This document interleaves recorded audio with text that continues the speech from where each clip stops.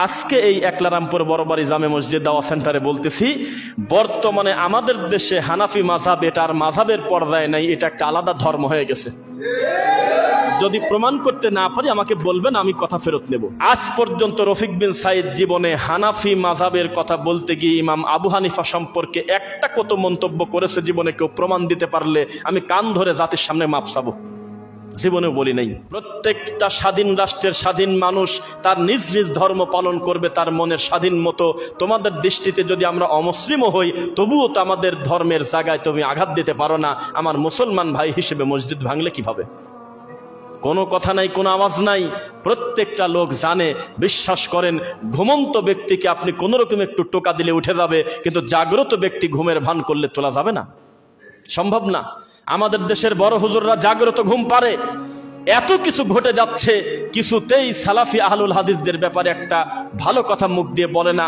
এখন যদি খবর পায় কোন একটা 10 হাতালা মূর্তির হাত শুধু না, একটা আঙুল, মাটির আঙুল কেদানি খসায় নিয়েছে, তারা দুঃখ প্রকাশ করে কালকেই ফেসবুকে পোস্ট দেবে সব সেলিব্রিটি হুজুররা যে আরে আমাদের মন্দিরে এইটা কাজ নাকি, কে করলো রে কাজ। তাদের কষ্ট লাগবে, কিন্তু আহলে হাদিস মসজিদ ভেঙে দিচ্ছে, গুড়িয়ে দিচ্ছে, তাদের অনুভূতিতে কোনো আঘাত লাগে না। এই হলো তাদের ঈমান, এই হলো তাদের জিহাদি তামান্না। সারাটা জীবন আমাদেরকে গালি দিচ্ছে যে আহলে হাদিসরা জিহাদ পছন্দ করে না, আমরা নাকি জিহাদি তামান্না নাই। তোমাদের জিহাদ দেখলাম ঈমানের তাড়নায় ঘর থেকে বের হয়ে বাটা জুতা চুরি করে বাড়িতে নিয়ে আসলে। এই তো ঈমানের পাওয়ার। তোমাদের ঈমানের পর দেখেছি লিল্লাহি তাকবীর বলে চিৎকার দিয়ে, মন্দির পাহারা দিয়ে, সারা রাত না ঘুমিয়ে কেটে দিয়ে পরের দিন সকালে তোমরা আল্লাহর ঘরে হামলা করলে। এই তো তোমাদের কাজ। একজন হিন্দু সে একটা ভিডিওতে বলছিল যে আপনারা মুসলমান আমাদের মন্দির পাহারা দিবেন কেন? এটা তো ফাজলামো করা। একটা দুইটা দিনকে ভাগ করে আমাদের হিন্দু ধর্মে, উনিও হিন্দু, আমাদের হিন্দু ধর্মের ভাইয়েরা কি 1 পর্ব 2 পর্ব শিফটিং এর মাধ্যমে কি 2-4টা দিন পাহারা দিতে পারতো না? আর মিনিটে মিনিটে কে মন্দিরে হামলা করবে? সিসিটিভি ফুটেজকে লাগানো যায় না? মুসলমান কোরআন মাজিদ নিয়ে গিয়ে সেখানে কান্না করবে আর জিকির করবে আর হলো খতম পড়বে, এটা কোন নীতি? ওখানে যদি আল্লাহর গজব এসে যদি কেউ মরে যেত, আল্লাহর কসম করে বলতেছি এই মন্দির পাহারা দেওয়া লোকগুলো নাজাত পেত না। তাদের জীবনের শেষ কর্ম হয়তো শিরকের সঙ্গে যুক্ত থাকা।